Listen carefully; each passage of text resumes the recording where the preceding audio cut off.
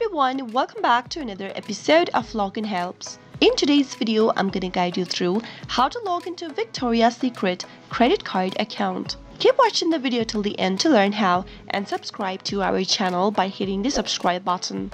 Also, press the notification bell icon so that YouTube will notify you whenever we post a new video. Open up your web browser to begin. In the address bar that appears at the top of the screen, type in Victoria's Secret credit card login and press enter on your keyboard. On the next page, you'll be able to see the search results according to your search. Click on this first link that says the Victoria Credit Card Community, and once you click on that, you'll be taken to the login area for Victoria's Secret Credit Card. From this website, click on the sign in button that appears at the top, and in the login area, type in your username in the first text field. After you're done, head over to the next block and type in your password correct. You can double check your password by clicking on the show link or the eye icon, and this will help you reveal your password. If you want the system to remember your credentials, click on the Remember Me box. But if you're using a public device or a shared mobile device, leave the box unchecked.